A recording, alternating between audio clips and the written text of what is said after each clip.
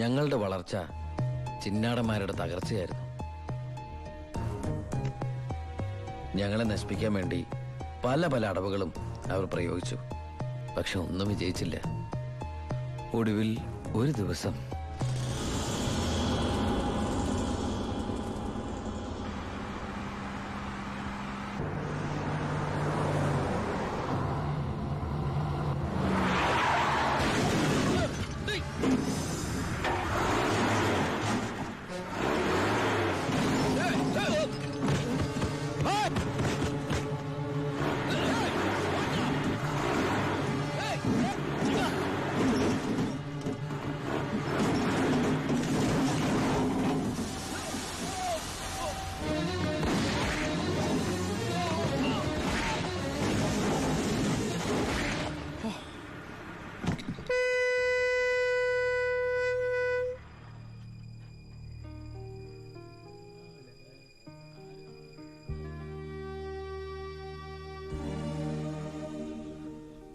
Police കേസെടുത്തു.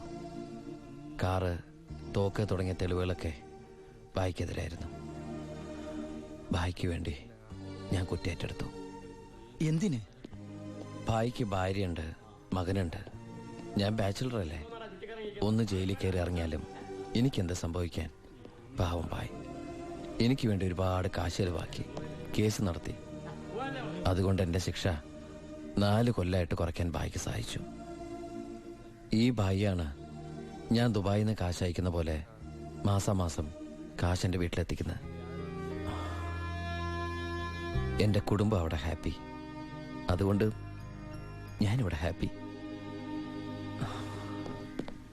ആ പരമശിവത്തിന്റെ parole sanction ആയിട്ടുണ്ട്. ഓ, ആള് കുഴപ്പക്കാരനൊന്നുമല്ലല്ലോ. അല്ല സാർ. തനിക്കെന്താടോ അയാളുടെ കാര്യത്തിൽ ഇത്ര ഇൻട്രസ്റ്റ്? അവനൊരു പാവമാണ് സാർ.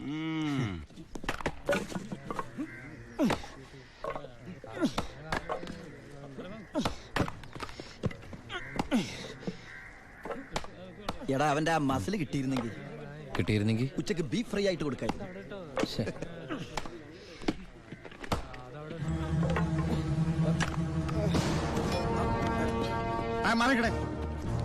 എന്തു പറ്റി? ആ ഡോക്ടറെ വിളിച്ചു സാർ. ഒടുക്കത്തെ കരുനാക്ക്. എന്താടാ ഒരാള് കിടന്ന് ഉറങ്ങണേന് ഇങ്ങനെ പറഞ്ഞു?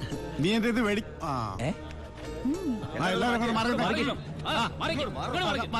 പുറകോട്ട് പറയും.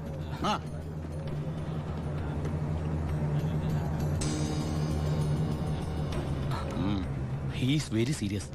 മെഡിക്കൽ കോളേജിലേക്ക് മാറ്റേണ്ടി വരും. Yes proceed. ഓക്കെ, മാറ്റാനൊക്കെ വരട്ടെ സാറേ. പരമശിവം ചുമ്മാ സാറേ.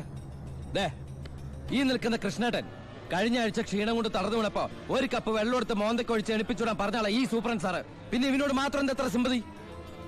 നിങ്ങൾ ആരെങ്കിലും കാശ് വെച്ചിട്ടുണ്ടോ? വെറുതെ ഇരി സാറേ. ഇവന്റെ നാവിക്കിട്ട് ഒരൊറ്റ തൊഴിലെടുത്തന്റെ അപ്പ എഴുന്നോക്കോ.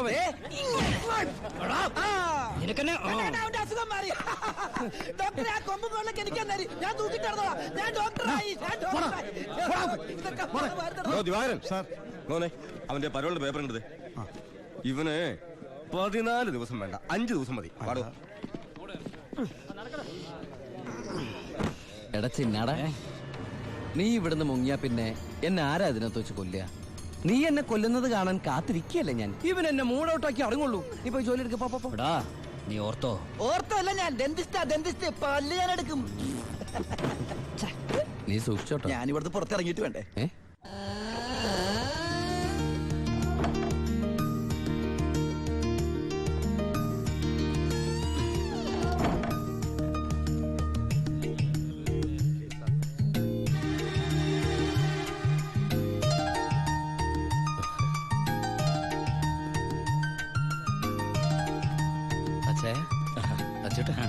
സുഖല്ലേ?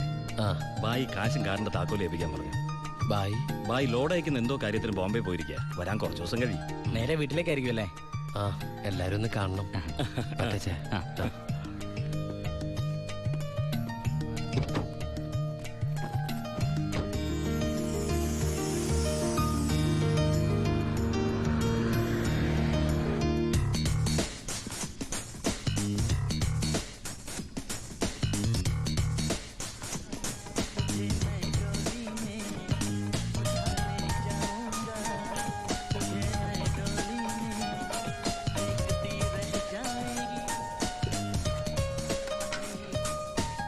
ഭാരതി അമ്മേ, ഭാരതി.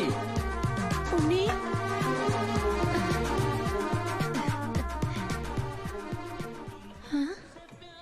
അമ്പിളി, എടി അമ്പിളി. എന്താ അമ്മേ? ഞാൻ ഉണ്ണിയുടെ ശബ്ദം കേട്ടു. ശബ്ദോ? ആ, അവൻ എന്നെ ഭാരതി അമ്മയെന്ന് വിളിക്കുന്നത് ഞാൻ കേട്ടു. അത് അമ്മ എപ്പോഴും ഉണ്ണിയെ കുറിച്ച് ചിന്തിക്കുന്നോണ്ട് തോന്നിയതായിരിക്കും. അല്ലടി, ഞാൻ ഭാരതി അമ്മേ.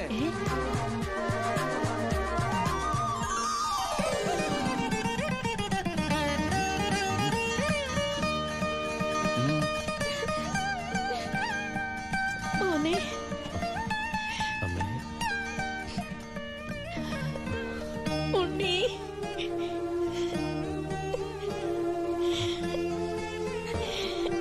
ഹായ്, ഭാരതി അമ്മ എന്തിനാ കരയണേ? സന്തോഷം കൊണ്ട. ഊണം കഴിഞ്ഞ് കിടന്നുറങ്ങാൻ പോയി നിന്നെ 6-7 വർഷം കഴിഞ്ഞല്ലേടാ കാണുന്നത്. അതൊക്കെ പോട്ടമ്മേ. ആ ദേ ഇവൾക്ക് വരുന്നുണ്ടല്ലോ സന്തോഷം. എന്താടി?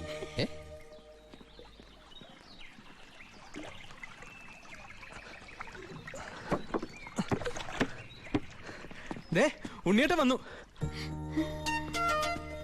ഓർക്കാപ്പുറത്തല്ല അമ്മേ ലീവ് കിട്ടിയത്, അതുകൊണ്ട് ഒരുപാടൊന്നും വാങ്ങാൻ പറ്റിയില്ല.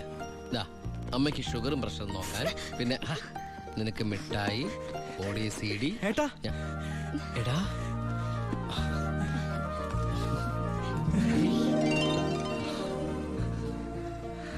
എന്റെ അമ്മോ, ഇവനെ കണ്ടാലിപ്പോ എന്റെ ഏട്ടനെന്ന് പറയൂലോ അമ്മേ.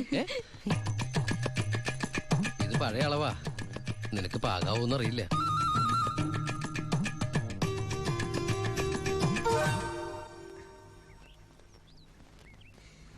നീ പിടിച്ചേ.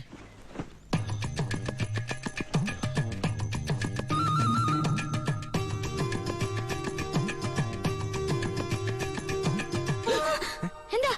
ചുമ്മാ ഒന്നുമില്ല. നീ എന്റെ ഷോൾഡേഴ്സ് നോക്കി. ഏട്ടാ ഇത് ജീൻസ് അല്ലേ? ഓ ജീൻസ് ആണോ? എന്നാ വേസ്റ്റ് നോക്കിയോ.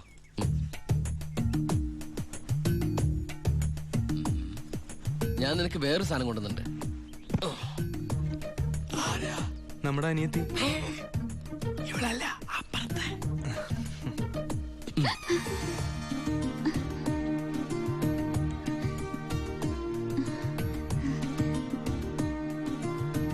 ആരാ? ഏയ് നിക്കവിടെ. നീ ഏതാ?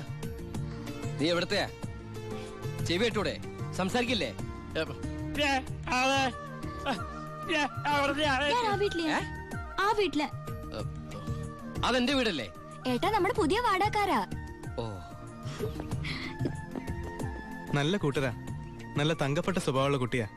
പേര് ഗോപിക. അയ്യേ, എനിക്ക് പെങ്ങളെ പോലെയാ. അയ്യോ, പെങ്ങളെ പോലെയാണോ? അപ്പൊ നിനക്ക് India is my country, all Indians are my sisters ആണല്ലേ? നിനക്ക് ഇന്ത്യന്ന് പെണ്ണ് കിട്ടാൻ പറ്റില്ലല്ലോ. ഒന്ന് പോയടാ. നമുക്ക് ഇറ്റലിയിൽ നിന്ന് ഒരു ജെറ്റിലെ തപ്പാം.